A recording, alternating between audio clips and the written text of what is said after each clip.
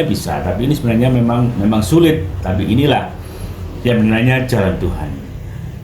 Jadi ada juga ini teman atau guru saya juga mengartikan seperti itu. Jika saya tidak berani, ini ada uang 100, ini sebab apa?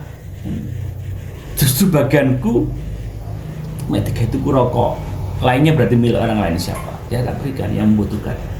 Seperti itu sampainya. Nah, tinggal kita bisa mengartikannya seperti apa. Jadi itulah ibaratnya nunut kemuliaan, ngenger kemuliaan istilahnya. Jadi kemuliaan itu berada di tempat orang lain.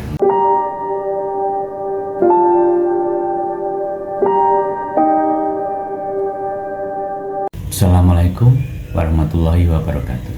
Oke, ketemu lagi dengan channel Layar Rasul. Hari ini kita akan membahas tentang masalah nunut kemuliaan. Jadi bukan suatu kebetulan ketika kemarin kita menemukan apa itu nunut kemuliaan. Nunut itu ya nunut, nebeng, ngenger, bisa, ngenger kemuliaan. Nunut. Jadi kemuliaan adalah kemuliaan. Sehingga kita apapun yang terjadi ini sebenarnya kita nurut aja. Kita tidak punya apa-apa, yang punya Tuhan itu sendiri. Ya, di sini disebutkan kemarin ada teman saya menemukan seseorang yang luar biasa, di mana beliaunya bisa menarik kodam-kodam alam. Misalnya ada MD, ada Gulbuntet, ada apa itu pusat bumi namanya, apapun namanya, anti seret, anti semuanya, bisa menarik dengan mudahnya tanpa syarat. Walaupun ada syarat, tapi sebenarnya syaratnya itu cuman ya gawe syariat saja, ya, tanpa syarat bisa. Nah, di cerita itu teman saya itu mau kodam apa, mau kodam, bahkan karena di situ ibaratnya kodam ini yang syaratnya tidak bisa ditarik saja bisa. Apa? Karena ada beberapa kodam, ada beberapa sejenis itu yang memang difungsikan untuk alam, yang memang untuk menjaga alam sendiri. Misalnya ada sebuah pohon atau misalnya sebuah bendungan. Di situ ada salah satu kodam yang mengikuti secara alamiah, dikasih Tuhan itu sendiri. Dan sebenarnya itu sendiri adalah sendiri yang berlaku di situ, yang mewujudkan itu. Nah, di situ itu menjaga. Nah, ketika itu diambil oleh seseorang, maka sesuatu yang dijaga itu akan tidak tanggul lagi, maka akan ambruk. Kalau ada bendungan, kalau ada apapun, maka di situ ada kejadian seperti itu. Nah, disitulah. Nah, ketika itu ada yang mau diambil sebuah mustika merah delima, diambillah di situ. Ya sebenarnya itu tidak boleh, tapi karena kesaktiannya, karena keangguannya juga, ya karena kebiasaannya, kebisaannya dia bisa, maka diambillah barang itu. Lalu itu diceritakan beliaunya hanya butuh uang sebenarnya. Kalau itu tuh bisa, mau apapun bisa, apapun. Tapi karena dia butuh sesuatu itu untuk dirinya, untuk kebutuhan keluarganya juga, maka dijuallah. Ada orang yang butuh, diambillah. Ada yang minta, yang penting ada duit, diambillah. Dari situ dia ada sebuah teguran, teguran gaib di mana tidak boleh sembarangan seperti itu, tapi tetap saja dilakukan. Akhirnya sakitlah beliaunya itulah. Dari sakit itu sampai tidak bisa bangun, sampai tidak bisa apa-apa, dan ibaratnya akan mati. Nah, dari situ ada isyarat yang dia harus dipindah. Jadi dipindah itu ibaratnya ya kita harus berubah hijrah. Kalau orang Islam hijrah dari yang jelek ke yang lebih baik, dari yang baik ke yang lebih baik lagi. Hijrah atau ngarani suluk, untuk menemukan orang, untuk menemukan Tuhannya. Ada istilah suluk, ada istilah khalwat, ada istilah juga semedi dan lain-lain. Itulah dia harus hijrah kalau mau. Ya wes, akhirnya dia hijrah dengan sebuah janji, terus tidak akan mengulangi lagi perbuatannya yang seperti itu. Itulah.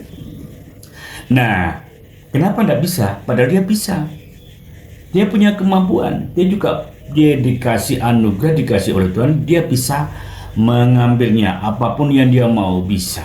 Itulah keahliannya, dan itu didapatkan tidak cuma-cuma dengan jalan ritual, berguru dan lain apa, bahkan toko pendem seperti itu. Nah, tapi tetap aja tidak boleh. Itu adalah isyarat dari alam. Yang ada dewi adalah di situ ada teguran, tulisan papan mengarani.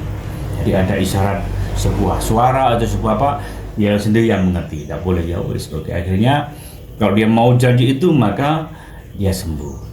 Nah, dan sejak itulah dia tidak berani mengambil-ngambil. Kalau ada orang pun suruh mengambil, oke, bisa saya diambil. Tapi kalau memang itu isyaratnya tidak boleh diambil, ya tidak bisa, apapun syaratnya.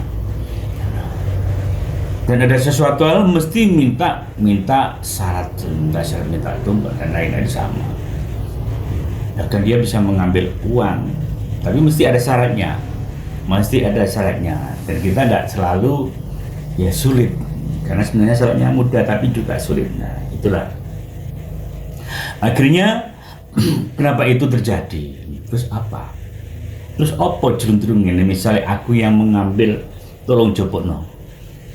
Nah, disitulah munculnya kata ngenger kamulian, nunut kamulian. Dari beliaunya berkata, aku mek nunut kamulian. Sampai gak apa-apa tak jupuk nih, tapi aku bagian kayak ono misalnya. Jadi ada ceripanya, kita yang harus ikhlas memberi, dan itu namanya nunut. Yang punya kemuliaan ini berarti orang yang punya hajat itu. Beliaunya yang bisa, tapi tidak bisa itu. Berarti menurut kemuliaan. Jadi kemuliaan itu seperti itu. Jadi kita adalah kemuliaan itu milik orang lain. Kita cuma nunut. Sehingga dari kata di sini akhirnya terungkap, oh ternyata yang dulu cerita-cerita itu seperti ini. Sehingga dikisahkan ada kemarin sebuah ustadz itu di mana tempat rezeki kita adalah di buku makna rezeki ya. Itu ada berada di kemuliaan dan kebahagiaan orang lain. Kalau kita mau mendapatkannya, rezeki bisa dari kemurahan dari Allah semata, apapun.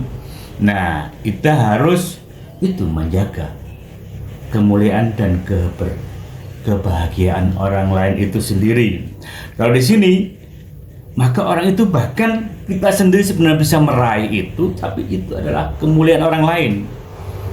Maka kita harus memberikan, misalnya kita punya 100.000, maka disitulah kita ngarani nunut milik siapa ini. Tapi ini bukan untuk semuanya. Kalau semuanya bisa, tapi ini sebenarnya memang sulit. Tapi inilah yang benarnya jalan Tuhan. Jadi ada juga ini teman atau guru saya juga mengartikan seperti itu. Jika saya tidak berani, ini ada uang 100, ini sebab apa? Justru bagianku ketika itu rokok, lainnya berarti milik orang lain siapa? Ya tak berikan yang membutuhkan. Seperti itu sampainya. Nah, tinggal kita bisa mengartikannya seperti apa. Jadi itulah ibaratnya nunut kamulian, ngenger kamulian istilahnya. Jadi kemuliaan itu berada di tempat orang lain. Nah, disitulah. Jadi itu ya termasuk kita sedekah juga. Kalau di ilmu agama di Islam itu kan ada, misalnya kita harus menyedekahkan 2,5% atau 10%, itu ada milik orang lain, seperti itu. Itu seperti itu. Itu yang luar biasanya sudah dilakukan orang-orang yang sebelumnya, yang sudah diajarkan di siapapun di agama-agama yang bahkan orang yang beragama pun seperti itu. Tapi ada yang lebih sadis lagi, lebih keren lagi. Justru itu yang sebenarnya real ya punya orang lain. Kita cuma nunut. Apapun kebiasaan itu, apapun yang kita dapatkan, kita cuma nunut. Sehingga kita harus ya ingat orang lain, tidak untuk diri sendiri, memperkaya sendiri. Selama ini kita lakukan. Nah, itulah. Jadi nunut kamulian ini, kata-kata ini kalau kita benar-benar mendalami, ya luar biasa. Kita hanya nunut, dan banyak cerita-cerita yang memperjelas, yang membuat cerita ini benar-benar top, komplit. Itulah dari kata nunut Kamulian. Jadi kita ini cuma nunut. Kalau diartikan lagi dari spiritual, ya tiada yang lain, yang ada hanya Tuhan itu sendiri. Gung liwang-liwung orang sopo-sopo. Kalau di Islam Allahu Akbar, lainnya tidak ada. Kita pun tidak ada. Yang ada. Sehingga seperti itu. Jadi kalau dijabarkan lebih luas lagi, ini banyak artinya. Banyak artinya. Banyak artinya. Semoga di sedikit inisiasi, di sedikit yang kita jabarkan, teman-teman kita semua bisa mengartikan lebih banyak sehingga kita bisa menjadi lebih baik dan lebih baik. Bersama Tuhan kita bisa. Assalamualaikum warahmatullahi wabarakatuh.